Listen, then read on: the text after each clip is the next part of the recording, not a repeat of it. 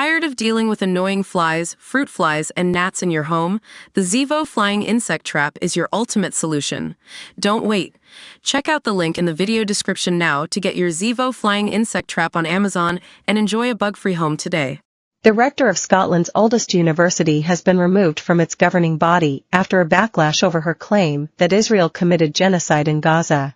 Stella Maris was stripped of her powers at St Andrews University over allegations that she had breached her role's responsibilities and made some students fear for their safety. In an unprecedented move, she will no longer sit as the president of the university's court after she was said to have refused to accept the findings of an independent investigation. But Ms. Maris, who was appointed rector in November 2023, will officially remain in post as rector for another 2 years as there is no mechanism to remove her.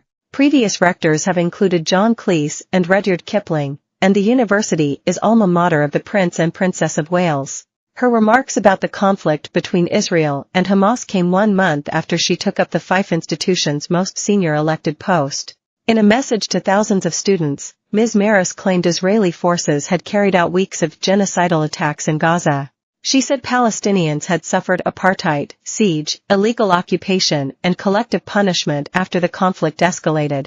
Ms. Maris also condemned the actions of Hamas, the Palestinian militant group which killed more than 1,000 Israelis during attacks on October 7.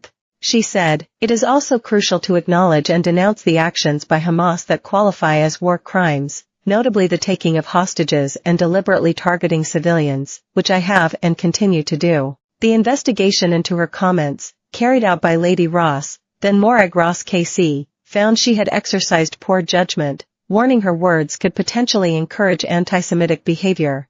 It also claimed she had inflamed tensions among students at the university, with subsequent comments. The university court is the institution's overall governing body, including all aspects of strategic planning and finances. Last night, Ms. Maris said she intended to appeal against the university's decision. Principal Professor Dame Sally Mapstone said, "We can disagree passionately on the most difficult issues, but it should always be with courtesy and respect for those whose views may differ from our own.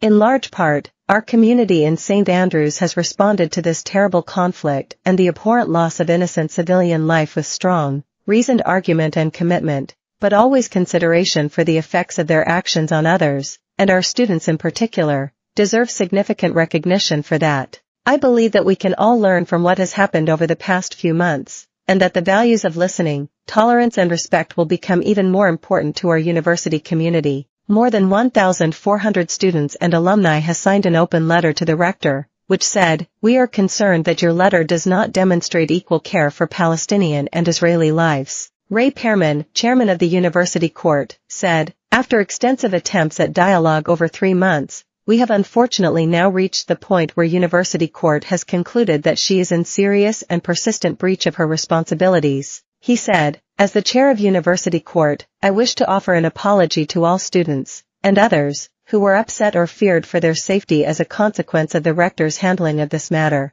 and those who were subsequently upset by the rise in tensions and disagreements which ensued." The university said it provided regular support to Ms. Maris during the dispute.